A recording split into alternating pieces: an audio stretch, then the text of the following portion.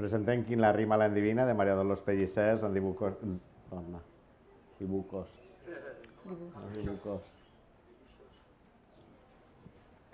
Presentem Quin la rima l'endevina, de María Dolors Pellissers, amb dibuixos de Paco Jiménez, que ha sigut publicat per Bromera dins de la col·lecció El Micaler Galàctic.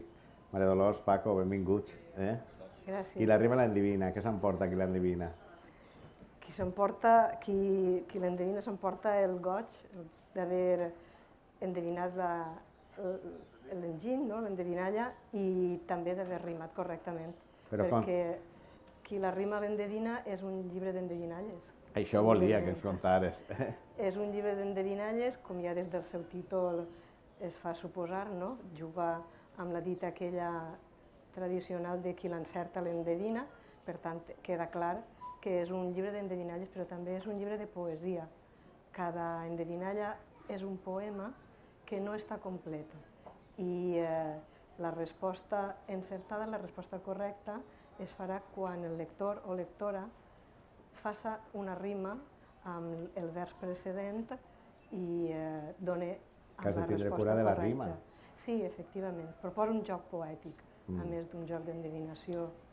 Com està estructurat el llibre, María Dolors? Té una estructura, diguem-ne, circular. Comença seguint l'any escolar, comença amb el primer dia d'escola. I a partir d'ahir ja s'organitza en trimestres, primer, segon, tercer, i ve l'estiu en què els alumnes, després d'estar ja uns dies, de gaudir de les vacances, tornen a sentir l'enyorança, el desig de tornar a escola i tornar a veure els companys i companyes, tancant així, diguem, el cercle en el moment que s'havia començat. Paco, un repte, il·lustrar un llibre d'endevinalles i de poemes. Encara que de poemes tu ja tens uns quants. Uns quants, sí. Quins reptes has tingut així? Perquè, clar, si hem d'endevinar la rima i hem d'endevinar l'endevinalla, no pots donar la solució. Exactament. I això ha estat el repte més gran. Finalment vaig optar per dos tipus de recursos. Per una banda, el que he fet és la il·lustració o el dibuix, que no és tant il·lustració com dibuix, l'he posat darrere. Per tant, no avança res respecte al poema. I per altra, els dibuixos no són realment il·lustracions del poema, sinó que tracten el mateix tema, però a tota la llibertat del món, utilitzant, per exemple, metàfores o jocs visuals o l'humor, com fa la poesia, que sintetitza determinades idees, amb els mínims elements. I, per tant, he utilitzat imatges que són propostes paral·leles. Aquesta ha estat un poc la meva intenció. Ahí podem trobar, per exemple, dibuixos en el que el lector ha de buscar a un personatge que està amagat dintre d'una sèrie d'elements. Per exemple, el poema que parla de la Caputxeta, en el dibuix has de buscar el llop. I hi ha, per exemple, també un jeroglífic que t'acaba donant la solució, però que fins i tot quasi la il·lustració podria ser el poema, si em permets dir-ho. Perquè si no acabes de buscar la solució, has d'anar a la solució que has de trobar en el poema. Aquesta és la proposta. María Dolors, a quina edat s'adreça? 10 anys, més o menys, segons les indicacions que posa en la col·lecció.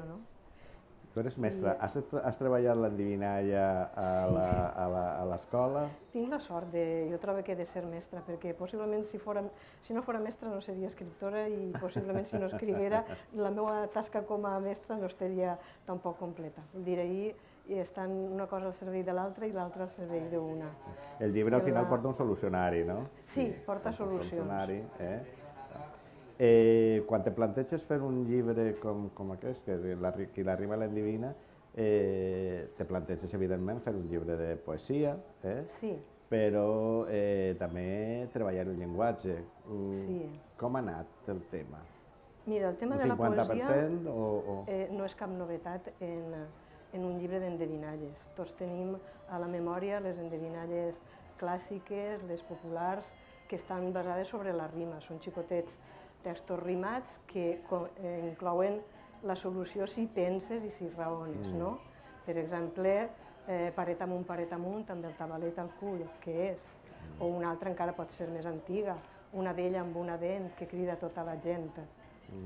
També, qui la rima l'endevina, té poesia, és una poesia, és un poema, cada endevinalla, però ja hem dit que no és completa, sinó que demana un esforç extra, una participació extra del lector i que, per tant, ha de jugar amb aquesta possibilitat, aquesta obligació de rimar. I difon la poesia. I difon la poesia com a gènere. Efectivament. Paco, no és la primera vegada que treballeu junts. Feu tàndem ja en versos i il·lustracions. És el segon llibre que faig amb Maria Dolors. Micro. Sí, disculpeu. És el segon llibre, evidentment, que faig amb la Maria Dolors. L'anterior també era de poemes, que es deia La selva en vers. També va ser un plaer treballar aquests poemes tan suggerents. I estic quasi segur que no serà l'últim aquest. Que farem un tercer com a mínim. O sigui que com a mínim hi ha un tercer. Sí. La veritat és que il·lustrar poesia te dona moltes possibilitats.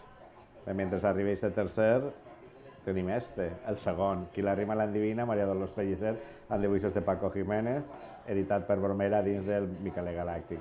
Moltes gràcies per haver vingut a presentar aquest llibre i per difondre les endevinalles i la poesia. Gràcies. Gràcies a vosaltres.